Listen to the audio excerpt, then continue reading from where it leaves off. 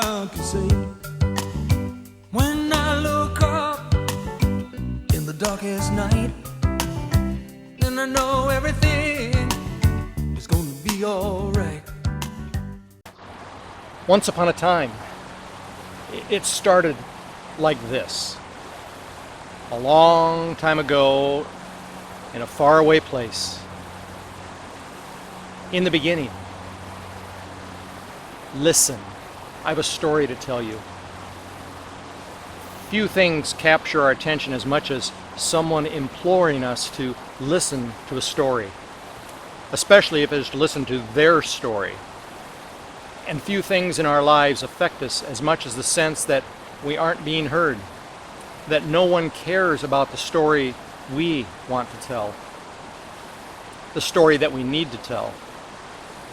As Zora Neale Hurston wrote, there is no agony like bearing an untold story inside you. There seems to be this conundrum.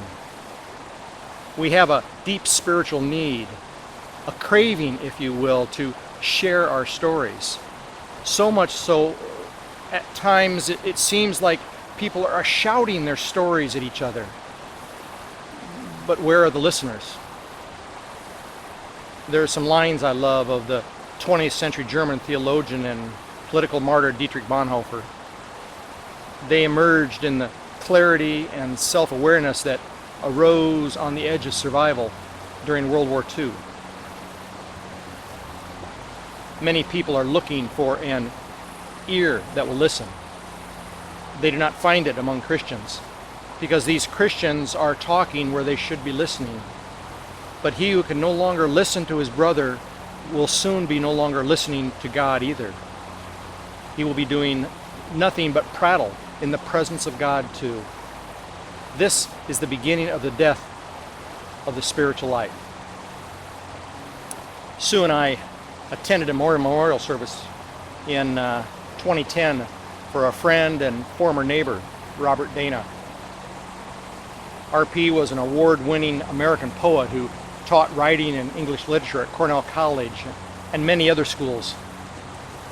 He revived the North American Review, serving as its editor during the years 1964 to 1968, and was the poet laureate for the state of Iowa from 2004 to 2008.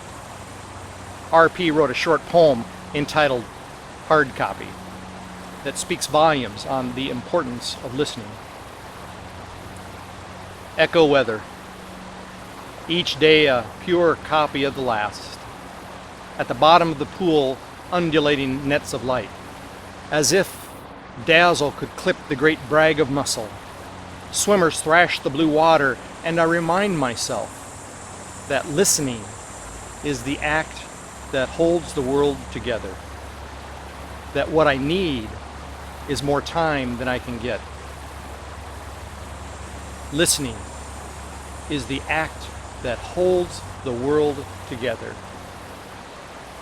It's obvious that at one point, or perhaps several points, the author of Psalms 116 had experienced a world that was collapsing around him.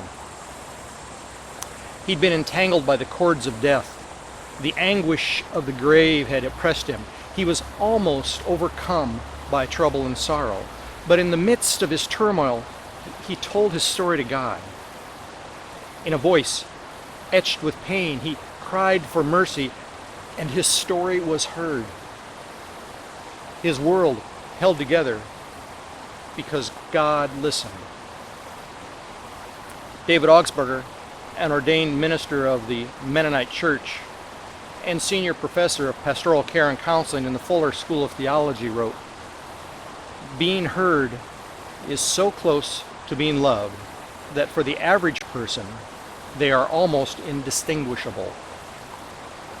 The author of Psalm 116 may be unknown, but I have no doubt that it might be the thoughts of some of you here today. There are some of you who feel like the world is crumbling before your eyes. At the very least, some of your individual worlds seem to be wavering. You are experiencing jobs that no longer fulfill your creative needs, if indeed you've been able to find a job. Some of you may feel lost in the midst of grief or just wondering if you will ever feel again. Like the psalmist, we at times cry out in our pain in the hope that someone will listen to our story. I am here today to tell you that God hears your voice. God listens to your story. No matter what your history or your faith or the meanderings of your journey, whether you have a story that is filled with celebration or a story that is racked with pain, God hears your voice. God celebrates with you and agonizes with you, and then proceeds to offer you opportunities to heal. Without a doubt, the psalmist's story could be your own story or mine. Hear what I think is really being said in these verses. The psalmist doesn't desire to live in the past.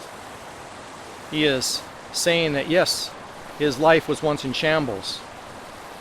Once upon a time he was as good as dead, physically and spiritually. Once he had to cry out in pain, but now he cries out in joy because God listened to his story. Listening is the act that holds the world together. The Sacred One, the ground of all being, the Holy Presence heard him, and now the psalmist wants to give thanks. How can I repay the Lord for all his goodness to me? I will lift up the cup of salvation and call on the name of the Lord.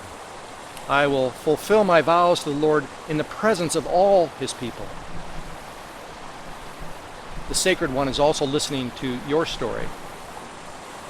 If there hasn't already been, there will be a time when you too will awaken spiritually and recognize that God has heard the cry of your heart.